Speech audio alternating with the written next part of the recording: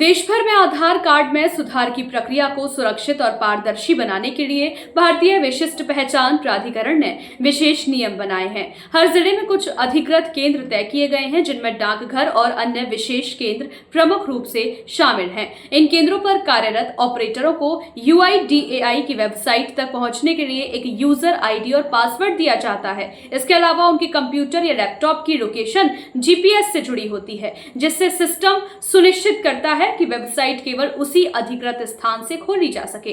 अगर डिवाइस को किसी अन्य स्थान पर ले जाया जाए तो वेबसाइट एक्सेस नहीं की जा सकती। इसके अतिरिक्त ऑपरेटर के रेटिना और फिंगरप्रिंट स्कैन की भी पुष्टि की जाती है, जिससे सिस्टम की सुरक्षा और सख्त हो जाती है। इन नियमों का उल्लंघन करते हुए गिरोह ने पूरे सिस्टम को चकमा देने का तरीका निकाल लिया। मामूली कीमत पर मिलने वाले कुछ सॉफ्टवेयर की मदद से ये लोग किसी भी डिवाइस की GPS लोकेशन बदलने में सफल हो गए। महज 1500 रुपए में खरीदे गए टूल्स के जरिए उन्होंने फर्जी लोकेशन सेट कर दी। उदाहरण के लिए एक ऑपरेटर दिल्ली के तीमरपुर इलाके में मौजूद था, लेकिन उसकी ID से वेबसाइट यूपी के बदायूं जिले में खुल रही थी। इस धोखाधड़ी के लिए ऑपरेटर के फिंगरप्रिंट का रबर इंप्रेशन तैयार किया गया और उसकी आंखों की तस्वीरें खींचकर मशीन में फीड की गई।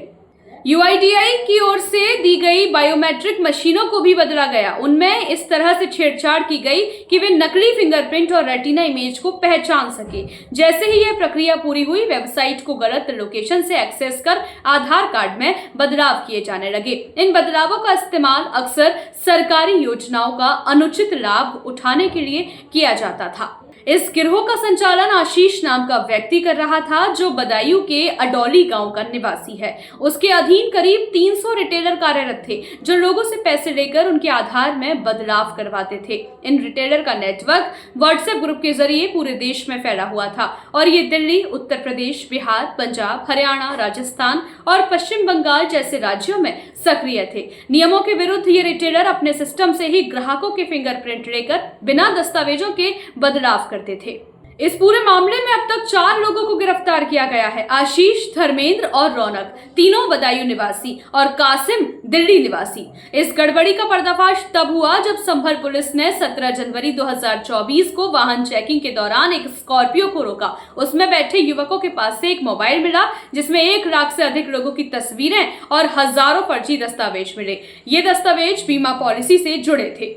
जांच के दौरान यह भी सामने आया कि एक और गिरोह बीते 8 वर्षों से सक्रिय है, जो लोगों के नाम पर, चाहे वे जीवित हो या मृत, फर्जी हेल्थ बीमा करा रहा था। इस गिरोह ने अब तक 100 करोड़ रुपए से अधिक की धोखाधड़ी की। फर्जी बीमा रैकेट में अब तक 25 लोग जेल भेजे जा चुके हैं, जबकि आधार से जुड़े फ्रॉड मामले में 4 आरोपियों की गिरफ्तारी हो चुकी है। जांच अब भी जारी है।